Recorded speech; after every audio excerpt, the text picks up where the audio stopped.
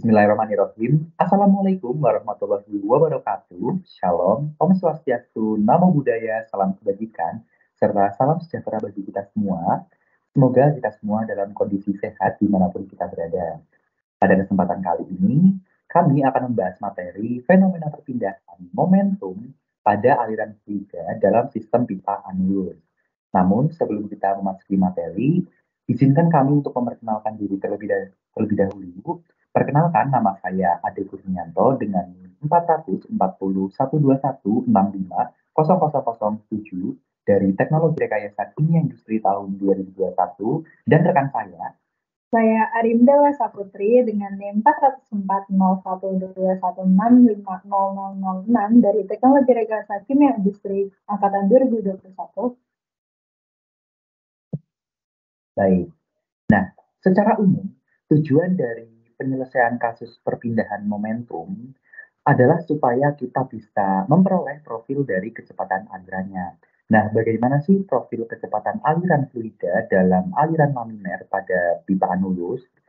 Nah, jika dianalisis, terdapat strategi dari penyelesaiannya. Yang pertama, kita dapat menentukan selnya. Yang kedua, kita menyusun neraca momentumnya yang nantinya dapat disusun ulang menjadi persamaan diferensial dari flux momentum. Selanjutnya, kita bisa mencari fungsi tau terhadap posisi yang nantinya diintegrasi sehingga kita bisa mendapatkan persamaan laju alir terhadap posisi. Setelah kita mendapatkan persamaan shear stress atau tau terhadap posisinya, maka kita dapat memperoleh informasi-informasi tambahan seperti menentukan kecepatan maksimum, lalu menentukan kecepatan rata-ratanya, lalu kita dapat menentukan aliran laju, volume aliran, dan yang terakhir kita dapat menentukan gaya fluida pada permukaan padatan. Nah, selanjutnya kita tinjau kasus pada pipa anulus. Nah, sebelum itu, apa sih pipa anulus itu? Pipa anulus adalah sebuah pipa yang terdiri dari silinder dalam dan silinder luar. Nah, kira-kira begini penampangnya, sehingga kita belah. Dalam kasus ini, suatu cairan itu mengalir di ruang antara silinder dalam dan silinder luar. Di sini. Alirannya itu dari bawah ke atas. Jadi di dua sisi ini ya, dari bawah ke atas. Nah, secara intuitif, kita bisa memprediksi bahwa profil kecepatan aliran nantinya akan berbentuk seperti ini.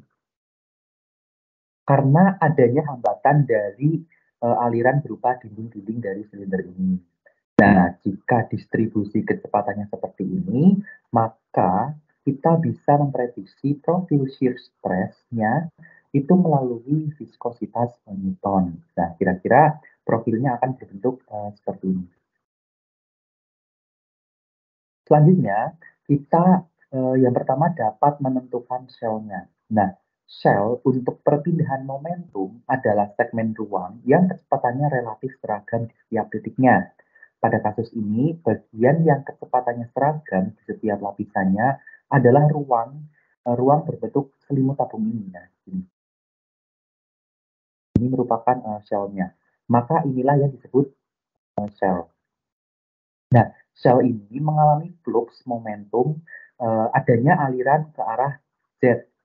Nah, di sini karena alirannya hanya terjadi ke arah Z, maka flux momentum terjadi adalah PRZ, yakni adalah PRZ,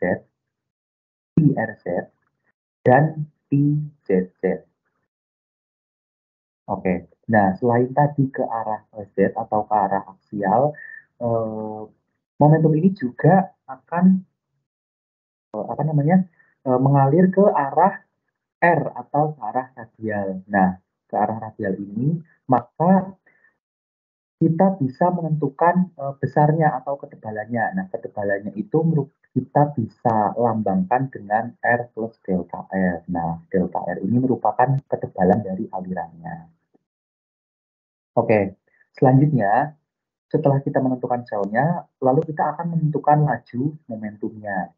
Yang pertama, kita akan meninjau laju momentum Z yang masuk melalui permukaan pada saat Z sama dengan 0. Nah, di sini ya kita akan meninjau laju momentum yang ada di sini. Nah, besarnya ini adalah 2πr dikalikan delta R dikalikan flux Z pada saat Z sama dengan 0. Nah, 2πr ini merupakan keliling lingkarannya dikalikan dengan delta R. Nah, delta R ini merupakan apa namanya? Fluidanya yang terjadi perpindahan momentum ke arah R, maka ketebalannya adalah delta R. Nah, ini merupakan flux Z, artinya flux momentum pada saat Z sama dengan 0. Nah, selain itu kita juga akan meninjau laju momentum Z yang keluar melalui permukaan pada saat Z sama dengan 0. Nah, sama seperti yang pertama, yakni dapat dituliskan 2πr dikalikan delta R dikalikan πZZ pada saat Z sama dengan L. Nah, di sini. Lalu, yang ketiga, kita dapat meninjau laju momentum Z yang masuk melalui permukaan silindris pada R yang ada di sini, yakni besarnya 2πrl dikalikan πrz pada saat R sama dengan R. Nah, tadi kan perpindahan momentumnya terjadi ke arah luar ya, sehingga laju momentum Z ini 2πr dikalikan L dikalikan πrz pada saat R sama dengan R. Nah, dari sini kita bisa sederhanakan menjadi 2πr dikalikan L dikalikan πrz pada saat sama dengan R. Nah, lalu kita juga bisa meninjau laju momentum Z yang keluar melalui permukaan silindris pada saat R plus delta R.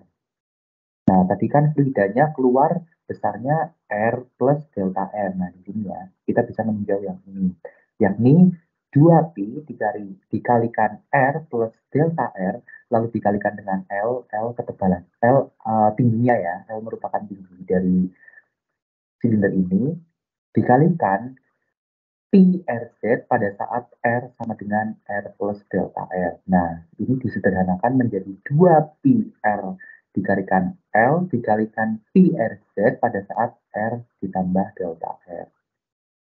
Nah, jangan lupa dalam menyusun neraca momentumnya nanti, definisi P sebagai flux momentum hanya menyangkut 3 komponen, yakni ada komponen akibat aliran konvektif, tekanan, dan gaya geser. Ada gaya yang belum tercover oleh definisi ini, yakni gaya gravitasi. Nah, padahal gaya yang terlibat pada sel itu bisa berpengaruh pada neraca momentumnya. Maka dari itu kita bisa meninjau gaya gravitasinya, yakni dengan rumus 2πr dikalikan delta R dikalikan L atau panjangnya, dikalikan rho dikalikan G atau gravitasi. Next.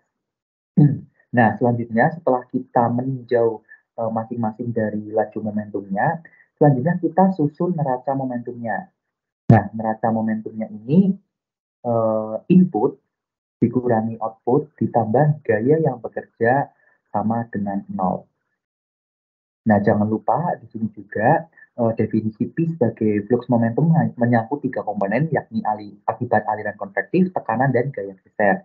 Nah, ada juga gaya yang belum tercover, yakni gaya gravitasi. Maka nanti gaya gravitasinya bisa dimasukkan ke di sini, gaya yang bekerja. Oke, nah pada neraca momentum ini, input dikurangi output ditambah gaya yang bekerja sama dengan 0. Nah, kenapa gaya yang bekerja di sini bernilai positif?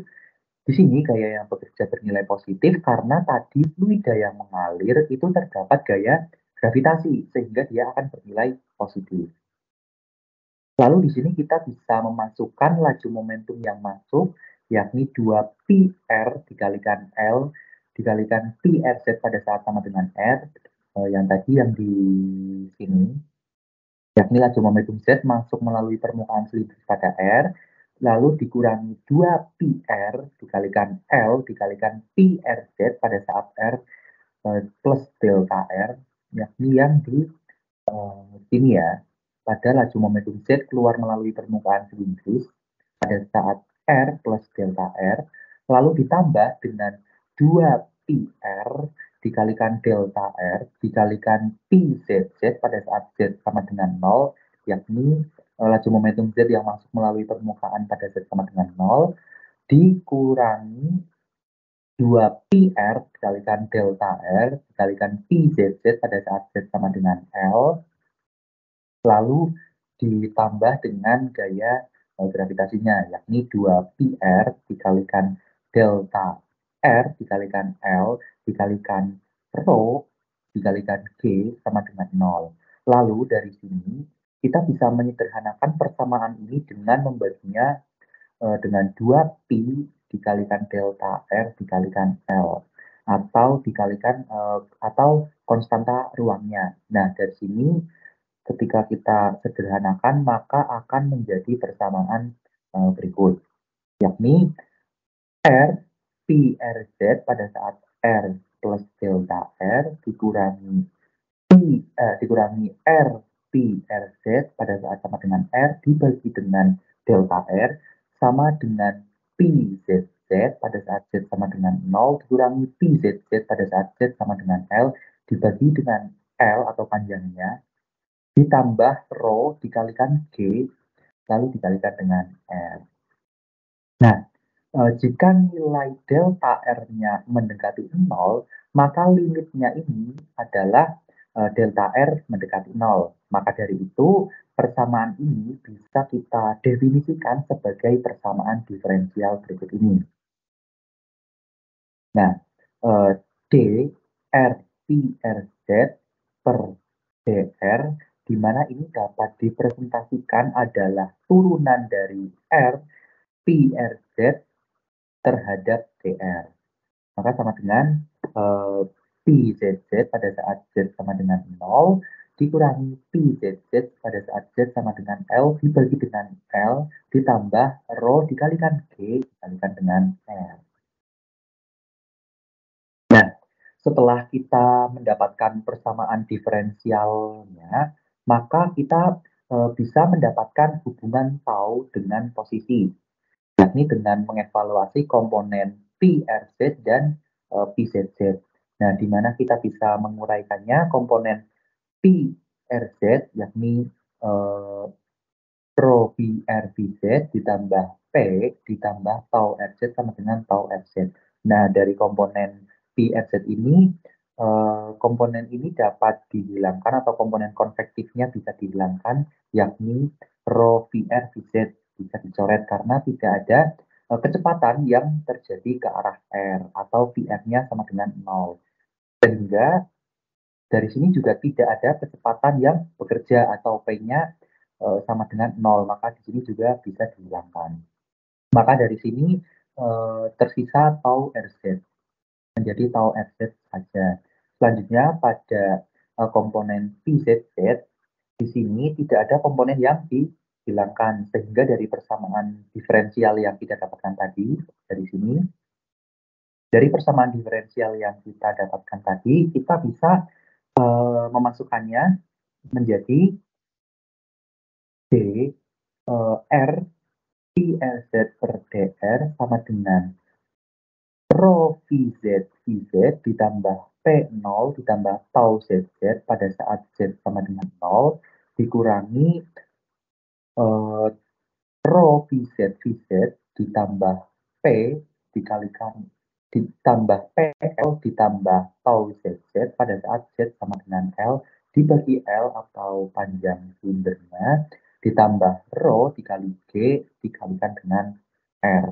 Nah, di mana kita dapat melihat komponen konvektif di sini terdapat kesamaan nilai, di mana VZ yang di bagian bawah ini dan VZ bagian atas ini akan sama, maka kita bisa menghilangkannya atau dicoret gitu ya. Begitu juga dengan tau ZZ-nya juga karena tidak ada perbedaan nilai VZ terhadap Z, sehingga kedua nilai ini juga bisa saling dihilangkan. Nah, namun tekanannya di sini P0 dan PL ini tidak dihilangkan karena tadi ketika fluidanya mengalir ada pengaruh terjadinya perbedaan tekanan, yakni P0 dan PL, sehingga tidak dihilangkan. Nah, di sini dari dr P RZ per dr, di mana akan sama dengan tau RZ. Nah, tau RZ ini bisa dimasukkan ke sini, maka ini akan sama ya. Maka di sini kita dapat menggantinya dengan dr dikalikan P RZ dengan tau RZ. Maka sama dengan menjadi persamaan seperti ini. D R tau RZ per dr sama dengan P0 min PL dibagi dengan L ditambah rho dikalikan dengan G dikalikan dengan R. Nah, selanjutnya kita bisa sederhanakan menjadi D R tau RZ dibagi dengan DR sama dengan P0 min PL per L dikalikan R. Nah, sehingga dari sini kita bisa integralkan, masing-masing kita integralkan ruas kanan dan ruas kiri, maka kita dapatkan tau RZ sama dengan P0 min PL per 2L dikalikan dengan R ditambah C1 per L. Oke, nah pada kasus aliran di pipa vertikal atau pada video sebelumnya, itu kan profil kecepatan fluida pada pipa vertikal, yakni nilai C1-nya, C1 per R ini bisa diketahui dengan fakta bahwa R itu sama dengan 0 atau nilai tau RZ-nya tangga. Nah, sehingga disimpulkan C1 itu bernilai 0. Nah, itu tadi pada kasus pipa vertikal, bukan pada pipa anulus. Nah, pada kasus pipa anulus, R sama dengan 0 itu bukanlah area perpindahan momentum yang kita tinjau, sehingga tidak ada informasi yang relevan dengan tau RZ di fluida pada saat R sama dengan 0. Nah, yang bisa kita ketahui adalah pada suatu nilai R, kecepatan Vz-nya akan maksimum, sehingga nilai tau-nya sama dengan 0. Nah, di sini kita tidak tahu di mana posisi Vz maksimumnya, namun kita sebut saja nilai radius yang menghasilkan nilai Vz maksimum tersebut adalah lambda R, atau kita misalkan lambda R ya. Nah, dengan menggunakan informasi bahwa nilai tau RZ sama dengan 0 pada radius lambda R, kita bisa mengetahui nilai dari C1-nya. Namun kita juga perlu mencatat bahwa persamaan tau RZ ini masih mengandung variabel lambda yang nilainya belum terdefinisikan.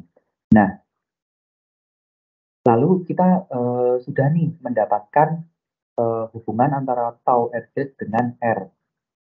Sekarang kita akan mengetahui adanya profil kecepatan aliran terhadap R. Nah, sebelumnya tadi kan ketemu ini ya, lalu tau RZ-nya ini dibuat 0. Nah, dibuat 0 maka persamaannya menjadi seperti ini. Maka akan dihasilkan tau RZ sama dengan P0 min PL dikalikan dengan R dibagi 2 L, lalu dikalikan dengan R per R dikurangi lambda kuadrat dikalikan dengan R per R. Nah, selanjutnya ingat tadi bahwa tau RZ itu bisa diubah menjadi kecepatan aliran dengan menggunakan kecepatan Newton, atau tau RZ-nya bisa kita gunakan persamaan Newton ya. Nah, jika kita masukkan persamaan Newton ke tau RZ-nya, ini ke tau RZ ini, maka akan menghasilkan dz per dr sama dengan min P0 min PL dikalikan R per 2 mu L dikalikan dengan R per R dikurangi lambda kuadrat R per R. Nah, dari sini bisa kita sederhanakan menjadi Vz sama dengan min P0 min PL dikalikan R kuadrat dibagi 4 mu L. R per R kuadrat min 2 lambda kuadrat ln R per R plus C2. Nah, jika kita integrasikan akan menghasilkan seperti ini atau akan menghasilkan konstanta baru. Dan nilai ini bisa kita ketahui dengan informasi bahwa nilai kecepatan alirannya adalah 0 pada permukaan kedua dinding pipa anulus. Nah, di sini dimisalkan kecepatan aliran di kedua dindingnya 0 ya. Lalu jika kita memasukkan kedua syarat batas ini, maka kita tidak hanya memperoleh nilai C2, namun kita juga bisa memperoleh hubungan antara lambda dengan kappa. Maka akan menjadi seperti ini, dimasukkan atau disubstitusi. Nah, akhirnya kita bisa mendapatkan persamaan tau RZ dan kecepatan aliran dengan variabel-variabel yang mudah diketahui pada aplikasinya, yakni terdapat tau RZ sama VZ-nya. Nah, jika profil kecepatan aliran dan tau RZ-nya ini sudah diketahui, maka kita dapat mencari informasi-informasi tambahan, yakni kita bisa menentukan kecepatan maksimum, kecepatan rata-rata, aliran laju volume, dan gaya fluida pada permukaan padatan yang akan dijelaskan oleh rekan saya Arin Bella Saputri. Oke, di sini saya izin melanjutkan dari yang telah dipaparkan oleh Ade. Jadi setelah kita mendapatkan distribusi momentum flux dan kecepatan, nah kita dapat mudah nih mendapatkan hasil lainnya yang lebih menarik. Seperti nanti bisa diketahui kecepatan maksimum, kecepatan rata-rata, kemudian laju aliran massa, kemudian ada gaya yang diberikan pada fluida. Nah, dari batas kondisi pertama itu kan yaitu R sama dengan K kali R besar, yaitu di mana fluidnya sama dengan 0, dan juga diketahui kondisi batas yang kedua di mana R sama dengan R besar dengan VZ sama dengan 0. Nah, 0 ini tuh sama dengan K kuadrat min 2 lambda kuadrat ln K plus C kuadrat plus C2 dan 0 sama dengan 1 plus C2. Nah,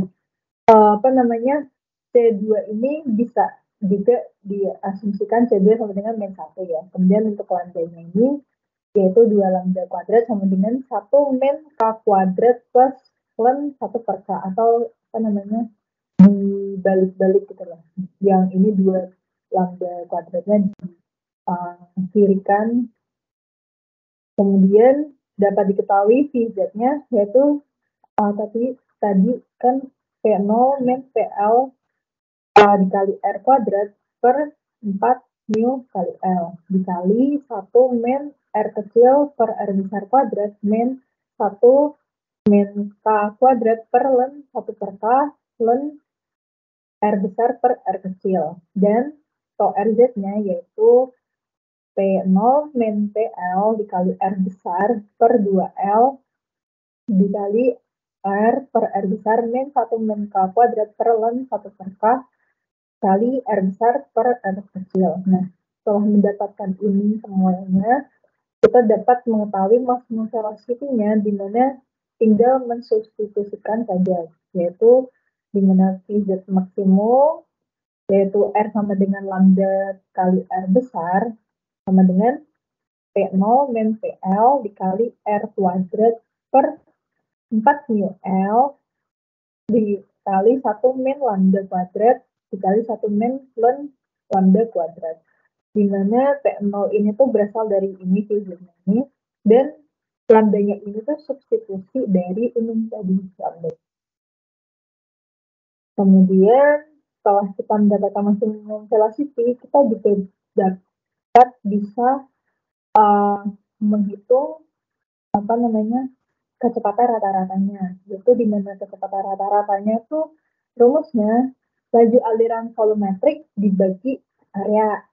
Nah, di mana fisiknya itu kan sama dengan integral batas integral dari 0 sampai 2pi ke dikali kemudian batas integral KR besar sampai R, kemudian VZ R dr d theta per batas integral 0 sampai 2pi, kemudian batas integral KR besar sampai R besar, R dr d theta, di mana yaitu dihasilkan P0 min PL per 4 mu L dikali R kuadrat dengan batas integral KR besar sampai R dikali 1 min R kecil per R besar kuadrat min 1 min K kuadrat per ln 1 per K kali ln R besar per R dr per integral KR besar sampai R besar R dr. Kemudian dapat disimpulkan bahwa VZ average atau VZ rata-ratanya, yaitu ini disederhanakan lagi menjadi P0 min PL R kuadrat, R besar kuadrat per 8 mu L besar atau lebarnya dikali 1 min K pangkat 4 per 1 min K pangkat 2 min 1 min K pangkat 2 per ln 1 per K. Kemudian setelah kita mendapatkan kecepatan rata-rata, kita bisa mendapatkan lagi yaitu laju aliran massa, di mana laju aliran massanya itu dengan rumus kecepatan rata-rata dikali area dikali densitas. Nah, ini tinggal masuk-masukkan saja, di mana yang tadi PZ average-nya kan sudah ketemu dikali areanya yaitu PR kuadrat dikali 1 min K kuadrat dengan densitasnya rho. Dan kemudian tinggal masukkan PZ average-nya tadi kan ini kita masukkan ke sini, sudah dimasukkan sini, kemudian tinggal memasukkan komponen-komponen yang belum ada, yaitu area dengan P dan juga densitasnya itu dengan rho.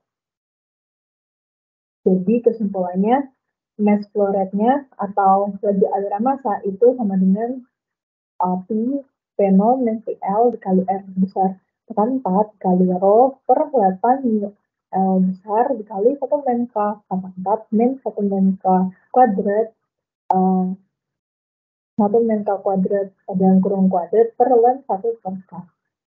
Nah, kemudian gaya yang diberikan fluida pada permukaan padat ini diperoleh dengan menjumlahkan gaya-gaya yang bekerja pada silinder dalam atau inner cylinder wall dan the outer cylinder wall atau dari silinder luar, yaitu sebagai berikut dengan Fz gaya Z-nya sama dengan 2 pi K kali R kali L dikali min tau Rz pada saat R sama dengan K kali R besar ditambah 2 pi R besar kali L besar ditambah tau Rz pada saat R sama dengan R besar. Nah, persamaan ini tuh, persamaan yang diturunkan di atas ini semua itu hanya berlaku untuk alirannya laminar, di mana transisi laminar turbulen terjadi di sekitar RE sama dengan 2000 dengan bilangan Reynolds yang didefinisikan sebagai berikut, yaitu N RE sama dengan 2R kali 1 min K rho PZ average per mu. Dengan D ekualennya sama dengan D2 min D1, yaitu 2R kali 1 min K. Oke, mungkin begitu penjelasan dari kami, kurang lebihnya mohon maaf. Wassalamualaikum warahmatullahi wabarakatuh. Terima kasih.